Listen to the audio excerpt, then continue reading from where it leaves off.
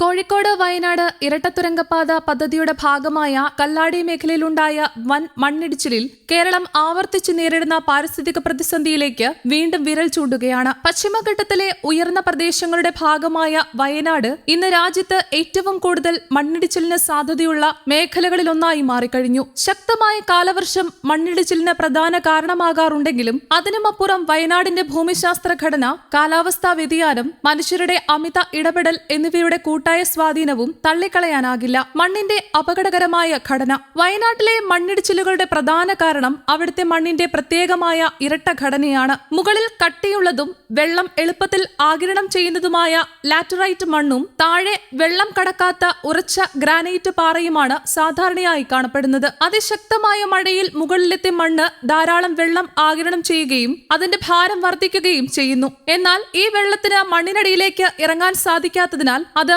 മണ്ണിനും പാറയ്ക്കും ഇടയിലുള്ള ഭാഗത്ത് അടിഞ്ഞുകൂടുന്നു. ഇതോടെ മണ്ണും പാറയും തമ്മിലുള്ള പിടുത്തം കുറയുകയും ഒരു തരം വഴുവഴുപ്പുള്ള പാളി രൂപപ്പെടുകയും ചെയ്യുന്നു. തുടർന്ന് ഗുരുത്വാകർഷണത്തിന്റെ ശക്തിയിൽ മലയോരത്തിന്റെ ചെരിഞ്ഞ ഭാഗം മുഴുവനായി താഴേക്ക് തെന്നിമാറാനുള്ള സാധ്യത വർദ്ധിക്കുന്നു. വയനാട്ടിലെ പല മലഞ്ചെരിവുകൾക്കും 20 ഡിഗ്രിയിലധികം ചെരിവുള്ളതിനാൽ അപകട സാധ്യത കൂടുതലാണ്. മണിക്കൂറുകൾക്കുള്ളിൽ സംഭവിക്കുന്ന ശക്തമായ മഴ. കാലാവസ്ഥാ വ്യതിയാനം കേരളത്തിലെ മഴയുടെ സ്വഭാവം ഗണ്യമായി മാറ്റിയിട്ടുണ്ട്. മുൻകാലങ്ങളിൽ കുറഞ്ഞ അളവിൽ ദിവസങ്ങളോളം പെയ്യുന്ന മഴയ്ക്ക് പകരം ഇപ്പോൾ ചുരുങ്ങിയ മണിക്കൂറുകൾക്കുള്ളിൽ വലിയ അളവിലുള്ള മഴ ലഭിക്കുന്നതാണ് പതിവ്. ഇക്കാരണത്താൽ വെള്ളത്തിന് മണ്ണിനടിയിലേക്ക് ആഴ്ന്നിറങ്ങാനുള്ള സമയം ലഭിക്കുന്നില്ല. സ്വാഭാവികമായ നീരൊഴുക്ക് പ്രവർത്തിക്കുന്നതിന് മുൻപ് തന്നെ മലഞ്ചെരിവുകൾ പൂർണ്ണമായും ജലസാന്ദ്രമാവുകയും മണ്ണിടിച്ചിലിന് സാഹചര്യം ഒരുങ്ങുകയും ചെയ്യുന്നു. തനത് മരങ്ങളുടെ അഭാവം. മലഞ്ചെരിവുകളിലെ മണ്ണിനെ ഉറപ്പിച്ചു നിർത്താൻ ആ പ്രദേശത്ത് തനതായി വളർന്നിരുന്ന മരങ്ങളുടെ ആഴത്തിലുള്ള വേരുകൾക്ക് നിർണായക പങ്കുണ്ട്. എന്നാൽ കഴിഞ്ഞ ഏതാനും പതിറ്റാണ്ടുകളായി വയനാട്ടിലെ സ്വാഭാവിക വനങ്ങൾ നശിപ്പിച്ച് അവിടെ ചായ, കാപ്പി, റബ്ബർ തുടങ്ങിയ തോട്ടവിളകൾ വ്യാപകമായി കൃഷി ചെയ്യാൻ തുടങ്ങി. ഇതിന്റെ ഗുരുതരമായ പ്രത്യാഘാതമാണ് സോയിൽ പൈപ്പിംഗ് എന്ന പ്രതിഭാസം. മരങ്ങൾ മുറിച്ചു മാറ്റി കാലങ്ങൾ കഴിയുമ്പോൾ അവയുടെ വേരുകൾ അഴുകിപ്പോവുകയും ഭൂമിക്കടിയിൽ പൊള്ളയായ ഇടനാഴികൾ രൂപപ്പെടുകയും ചെയ്യുന്നു. മഴവെള്ളം ഈ വഴികളിലൂടെ ഒഴുകുമ്പോൾ ആ ഭാഗത്ത് മണ്ണ് ഒലിച്ചു പോവുകയും മലയെ ഉള്ളിൽ നിന്ന് തുരക്കുന്നത് പോലെയാകുകയും ചെയ്യുന്നു. ഇത് കാലക്രമത്തിൽ അപ്രതീക്ഷിതമായ വലിയ മണ്ണിടിച്ചിലുകൾക്ക് കാരണമാകുന്നു.